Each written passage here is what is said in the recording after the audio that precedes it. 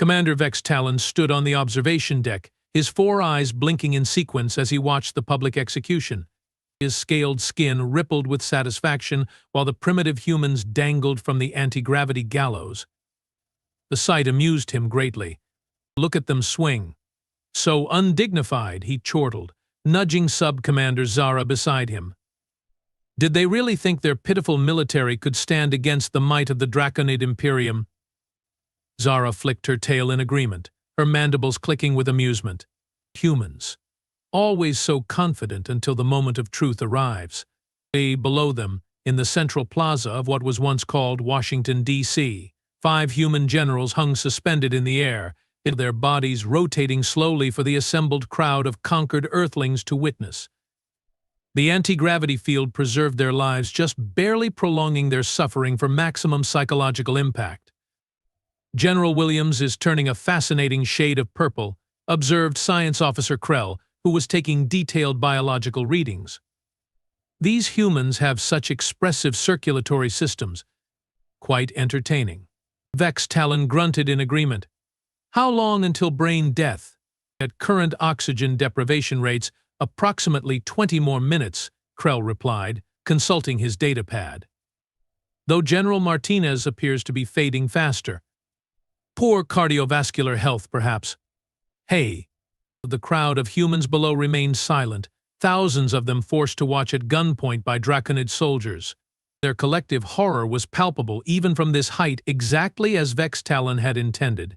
Record everything, he ordered. Broadcast it to every human settlement across this miserable rock. Let them all see what happens to those who resist. With pleasure, Commander Zara purred, her claws tapping the communication controls. The invasion of Earth had been laughably easy. Human technology was centuries behind the Draconid fleet. Their nuclear weapons had been neutralized before they could even launch. Their electronic systems hacked and disabled within hours. Their militaries overwhelmed in less than a week. Such a disappointment, really. Vex Talon had hoped for more of a challenge. "Commander," called Lieutenant Nexus from the communication station. "The Supreme Overlord is requesting a status update." Vex Talon straightened his posture immediately. Put him through on the private channel. The holographic display flickered to life, revealing the imposing figure of Supreme Overlord Drac Moore, his black scales gleaming under the lights of the Imperial flagship. "Commander Vex Talon," the Overlord's voice rumbled. "I trust the execution is proceeding according to plan?" "Yes, my Overlord. The human military leadership is being eliminated as we speak. Their forces are scattered and disorganized. Earth is yours." The Overlord's mouth twisted into what passed for a smile among their kind. "Excellent. And the resistance?" "Minimal, Overlord. There are scattered pockets, but nothing our troops can't handle. These humans break easily once their chain of command is disrupted." "Do not underestimate them, Commander," cautioned the Overlord, his tone suddenly serious. "Our intelligence suggests humans are remarkably adaptable. Ensure all military leadership is eliminated." "Of course, Overlord. We have captured their top generals and admirals. The execution will send a clear message that resistance is." "I don't care about messages, Commander. I care about results. Have you located their emergency command centers? What about their submarine fleet?" Vex Talon shifted uncomfortably. "We are tracking down their submarines now. As for emergency command, we believe it was in a facility called NORAD, which we have neutralized." The Overlord's eyes narrowed. "You believe? Confirm it, Commander. I want no surprises." "Yes, Overlord. Immediately." After the transmission ended, Vex Talon turned to his intelligence officer. "Quint, status report on remaining human military assets." Quint, a smaller Draconid with specialized sensor organs, consulted his station. "Most surface vessels have been destroyed or captured. Air forces similarly neutralized. We are still tracking approximately 20 nuclear submarines. 3 aircraft carriers unaccounted for. Ground forces are surrendering in large numbers, though guerrilla activities have been reported in several regions." "What about their space assets?" Minimal threat, Commander. We destroyed their primary military satellites on approach. Their space station surrendered without resistance. Vex Talon nodded, returning his attention to the execution below. The human General Thompson was now shouting something, though the words were inaudible at this distance. Probably final defiance. How predictable. Increase the gravity field on that one, Vex Talon ordered with a dismissive gesture. Let's cut his speech short. The general's face contorted as the invisible force tightened around his throat. Humans and their dramatic last words, Zara said with a snicker. What do they possibly hope to achieve? They are a sentimental species, replied Krell. They believe in concepts like dying with dignity and inspiring future generations. Quite absurd when you think about it. A junior officer approached, saluting nervously. Commander, we have detected unusual communication patterns originating from the human territories in what they call Montana. Specifics, Officer, Vex Talon demanded. It's difficult to pinpoint, sir. Burst transmissions heavily encrypted. Our systems can't break the code. Vex Talon frowned. Direct a reconnaissance squadron to investigate and intensify our signals intelligence efforts. Yes, Commander. As the officer hurried away, Vex Talon returned his attention to the execution. General Williams had stopped struggling. His body hung limply now, though the anti-gravity field kept him from the mercy of death. Krell? Status on Williams? Unconscious but alive, Commander. His vital signs are weakening. Revive him. I want them all conscious for the final phase. Krell manipulated his controls, and below, General Williams jerked back to awareness, his body spasming. Much better, Vex Talon said, baring his teeth. Now, prepare for the broadcast to all human settlements. It's time for my speech. The commander moved to the central platform, adjusting his ceremonial armor as hovering camera drones positioned themselves around him. The backdrop was perfect, the dangling human generals visible behind him, the conquered human capital spread out below. Citizens of Earth, he began, his voice automatically translated into all major human languages by the ship's systems.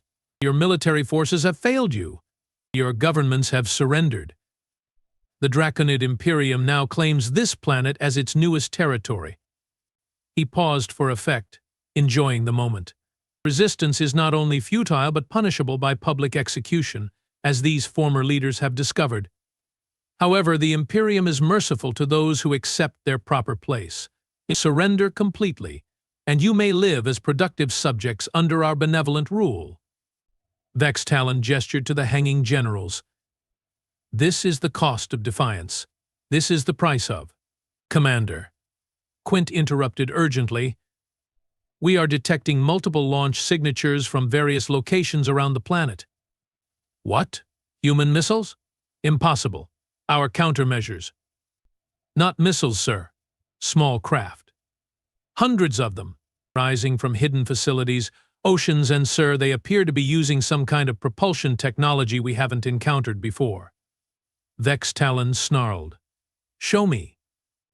The tactical display activated, showing a swarm of small signatures rising from Earth's surface. Analysis, Krell. The science officer was frantically reviewing data. Unknown technology, Commander. Not standard chemical rockets. Not ion drives. Some kind of the energy readings are off the charts. Weapons? Unclear, but... Commander, Quint broke in again, his voice rising in pitch. We are receiving a transmission. From Earth. They are requesting to speak with you directly. Vex Talon straightened his posture. Put it through. Let's hear what desperate plea these humans have to offer. The main screen flickered, and a human face appeared. A female with dark skin and close-cropped gray hair. She wore a simple black uniform with no insignia. This is Director Amanda Foster of Earth Defense Network, she said calmly. To whom am I speaking? Vex Talon stepped forward. Commander Vex Talon of the Draconid Imperium. Your surrender has already been accepted, human. This communication is unnecessary. The woman's expression didn't change. No surrender was offered, Commander. The individuals you have captured and executed were exactly what we wanted you to find. A cold feeling spread through Vex Talon's gut. Explain yourself. Those generals were part of our conventional forces. Important, yes, but not irreplaceable. You see, Earth has always prepared for this day. We call it the Great Filter, the moment when humanity would face an existential threat from beyond our world. Vex Talon laughed, though it sounded forced even to his own ears. And you believe you are prepared for us?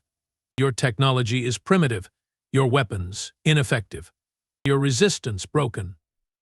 Foster smiled slightly. That's what we wanted you to think.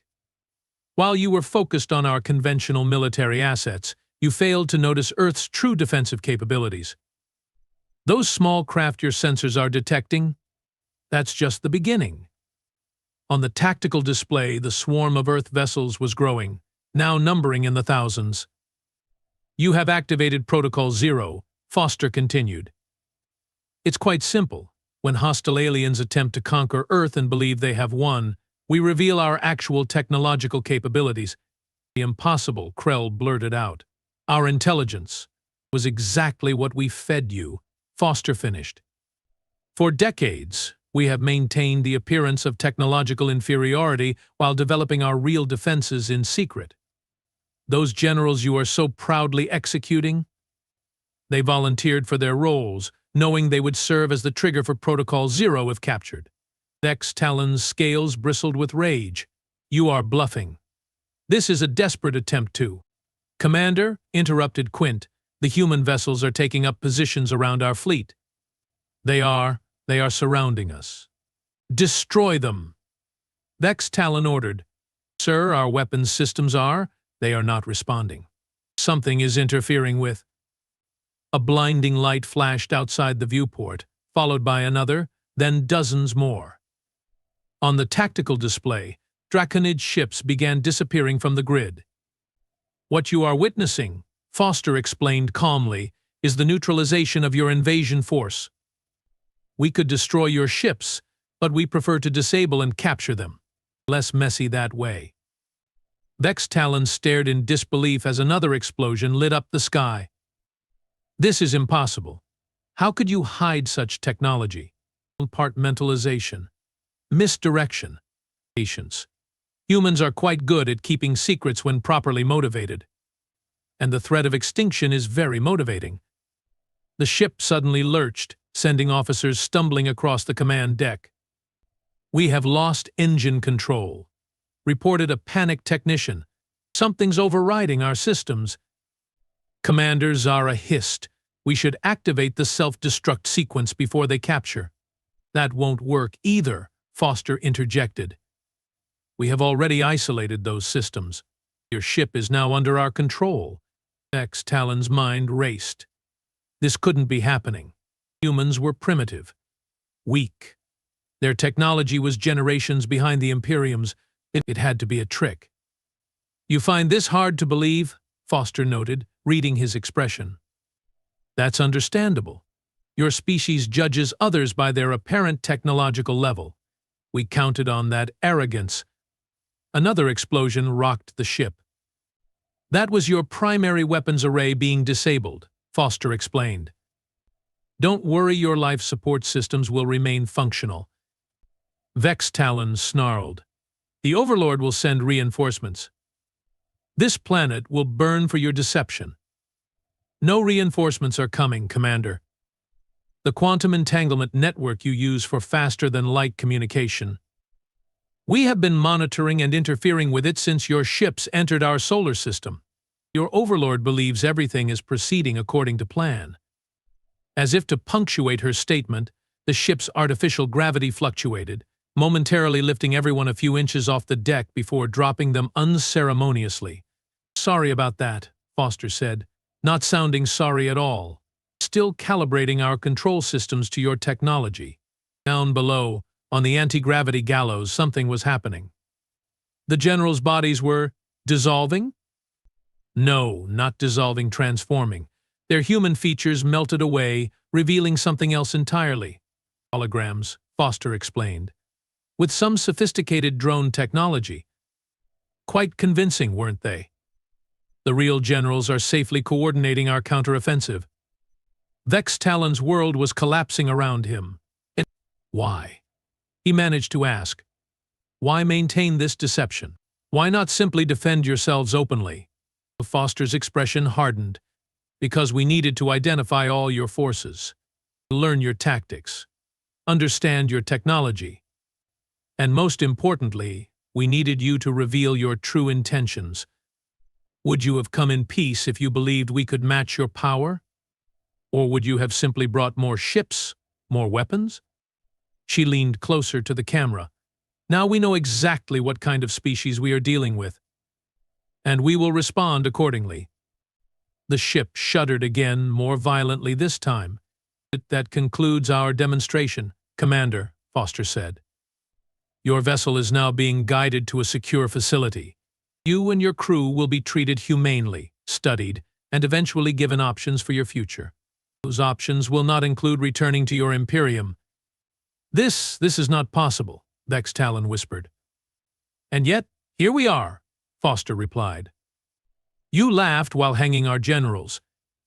Now it's our turn to reveal the punchline.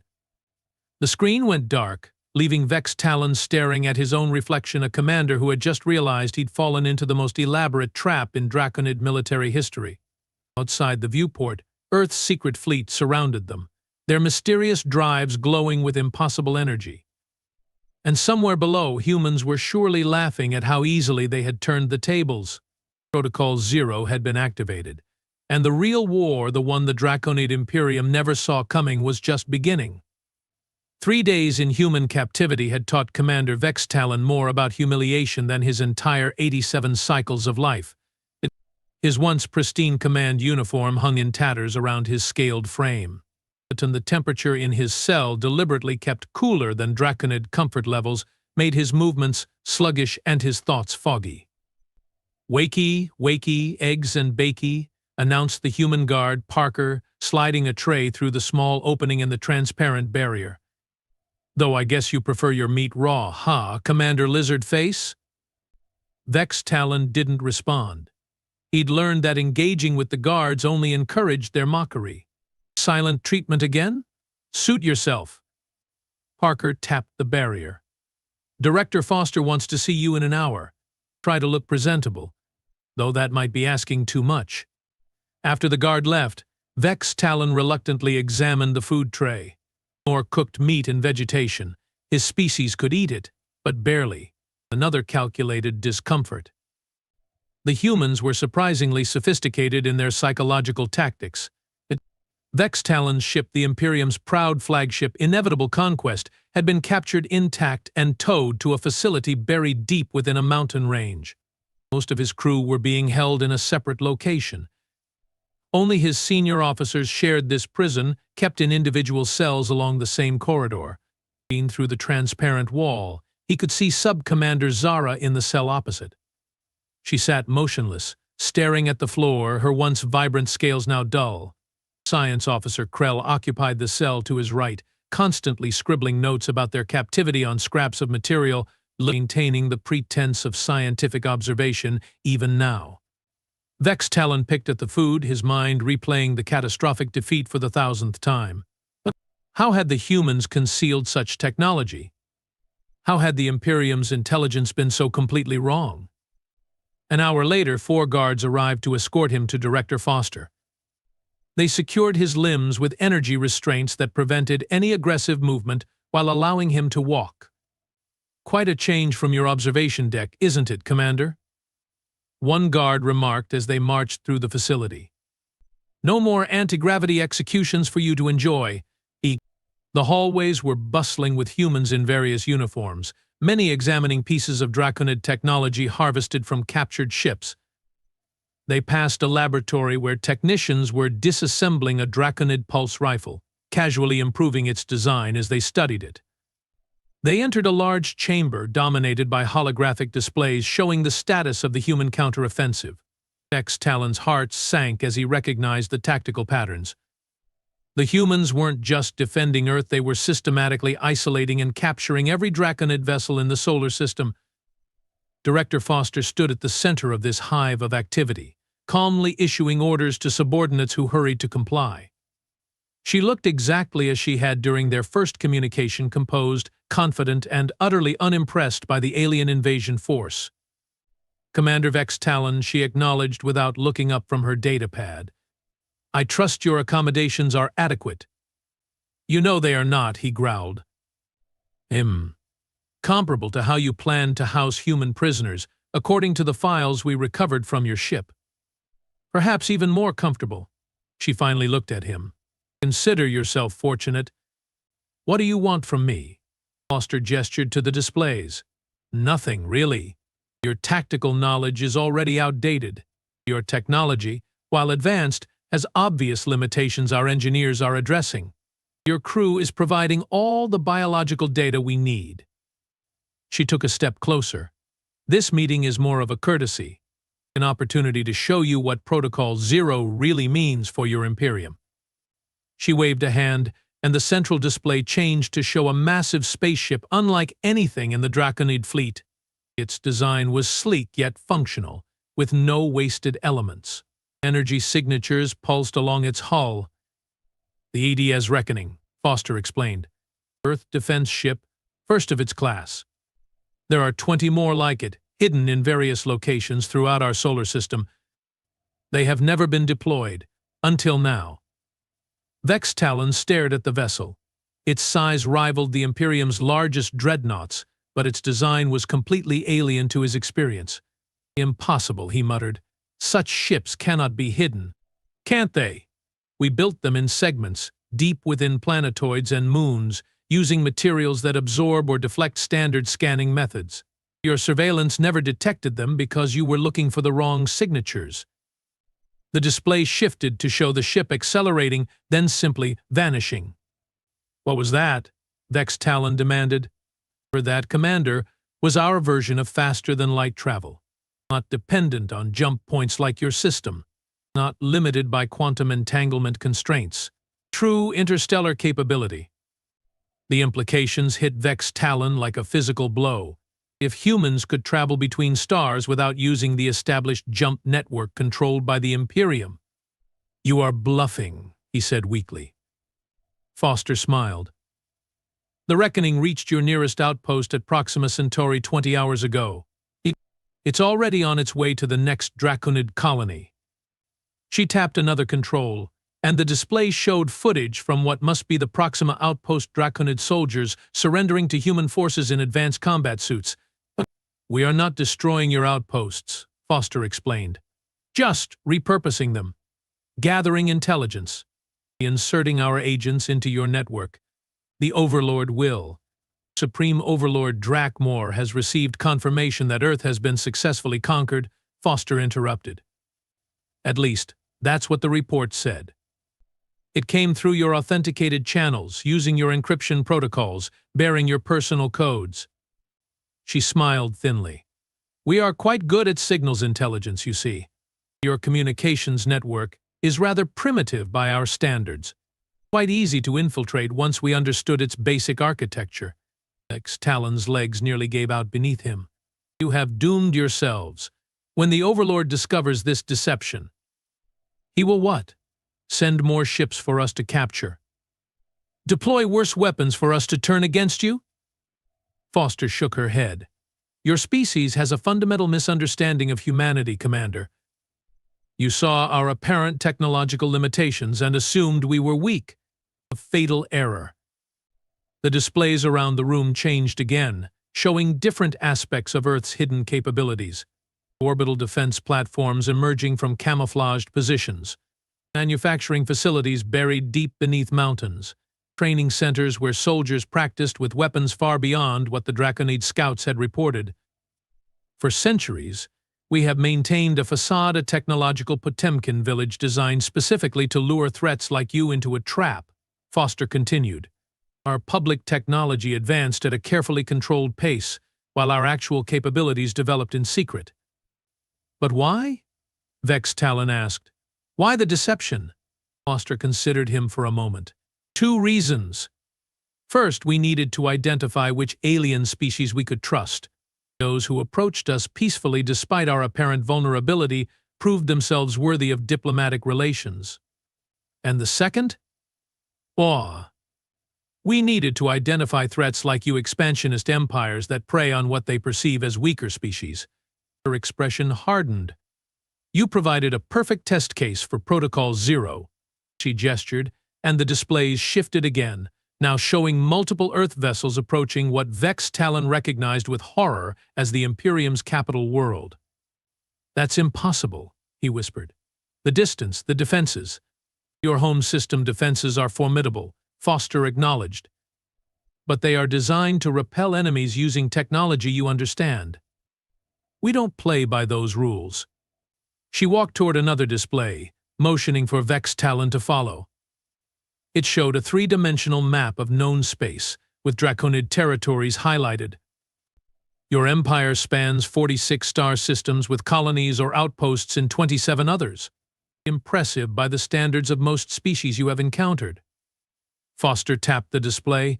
We have already infiltrated 12 of those systems. Within a month, we will have access to them all. You plan to conquer us, Vex Talon stated flatly. Foster laughed a sound that chilled his blood. Conquer? No. That's your way, not ours. We have a different approach. The display changed again, showing humans working alongside members of various alien species some Vex Talon recognized as races subjugated by the Imperium generations ago. Liberation, Foster explained. We are offering the species you have conquered something they have never had from you, a choice. Freedom, alliance, or continued association with a reformed Draconid governance structure. Vex Talon snorted. They will choose revenge. They will slaughter Draconids by the millions. Some might want to. Which is why we are overseeing the transition. Foster's voice became steel. Make no mistake, Commander, we are not naive idealists. Any violence against former oppressors will be prevented. But the era of Draconid dominance is over. She turned to face him directly. Which brings us to your role in all this. My role. Vex Talon blinked in confusion. I'm your prisoner. For now, but you have options. Foster nodded to an aide, who handed her a data pad.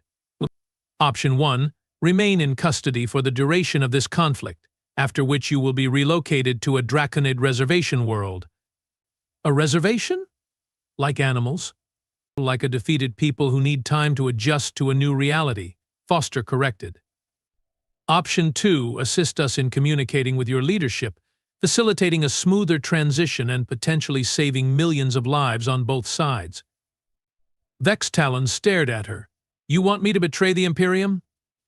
I want you to help your people adapt to their new circumstances. The Imperium as you knew it is finished, Commander. That's not negotiable. But what replaces it, that's still being determined.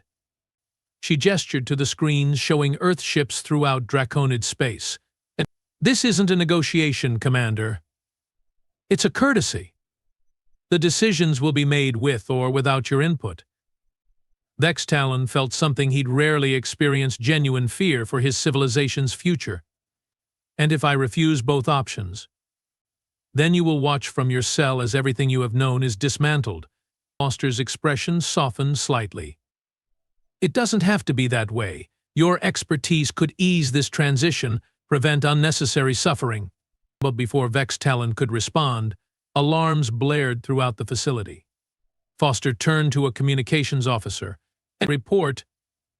Director, we have intercepted a Draconid battle group entering the solar system. 5 dreadnoughts, multiple support vessels. Foster seemed unconcerned. Identification? Imperial Guard Fleet, Ma-Am. Overlord Drakmore's personal escort. Vex Talon felt a surge of hope. The Overlord comes himself. Now you will understand the true might of the Imperium. Foster turned to him with something like pity in her eyes. No, Commander. Now your Overlord will understand the full scope of Protocol Zero.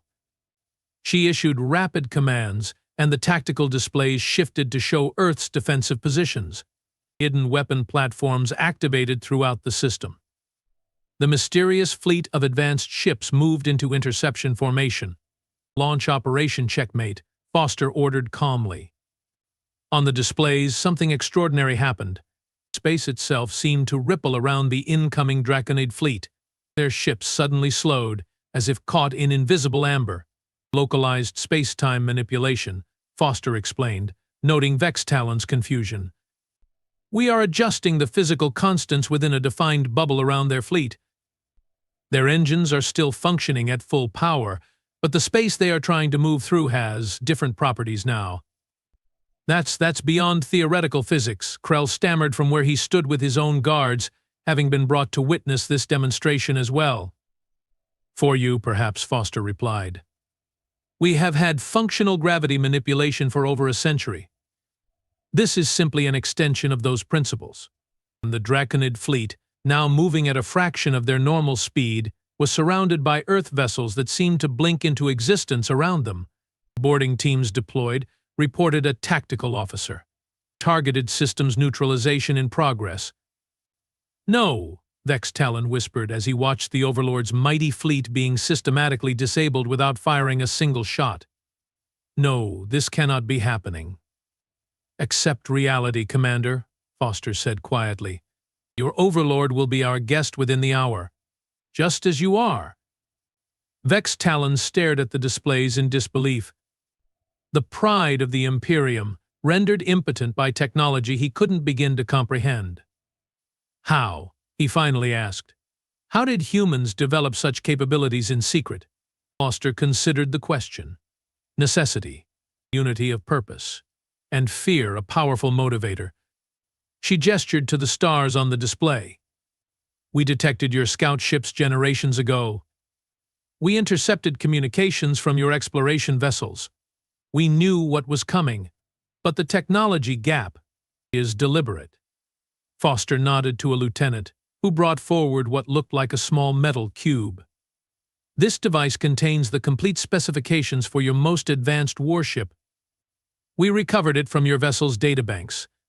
She set it on a table between them.